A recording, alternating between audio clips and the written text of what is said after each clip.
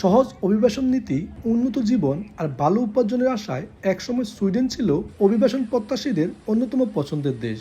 তবে গত ৩ বছরে অভিবাসী আইনে ব্যাপক পরিবর্তন আনে দেশটির জোট সরকার, যার প্রভাবে হাজার হাজার অভিবাসীকে ছাড়তে হয় সুইডেন।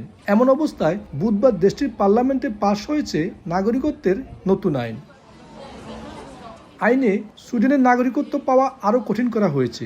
এখন থেকে নাগরিকত্বের আবেদনের জন্য কমপক্ষে ৮ বছর বসবাসের পাশাপাশি সুইডিশ ভাষায় দক্ষতা প্রমাণ করতে হবে। শুধু তাই নয়, জুন থেকে কার্যকর হতে যাওয়া এই নিয়মে আবেদনকারীকে বিশেষ নাগরিকত্ব পরীক্ষায় উত্তীর্ণ হতে হবে। এর ফলে দীর্ঘ সময় দেশটিতে থেকেও স্থায়ী হওয়ার স্বপ্ন পিকে হয়ে আসছে অনেকের।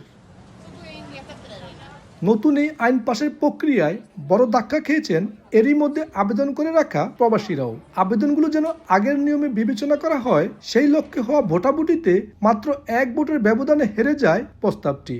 সুইডিশ সিটিজেনশিপের জন্য যারা আবেদন করে আছে, অলরেডি ১ লক্ষ মানুষ আবেদন করে বসে আছে এবং ওদের কি হবে এখন কোনো কিছু জানা নাই। তবে আমরা আশা করতেছি যেন ভালো কিছু আসে।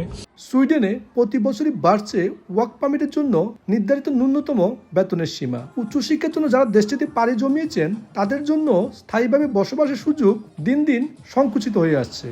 সব মিলিয়ে উত্তর ইউরোপের এই দেশটিতে অভিবাসীদের ভবিষ্যৎ এখন বড় ধরনের চ্যালেঞ্জের মুখে।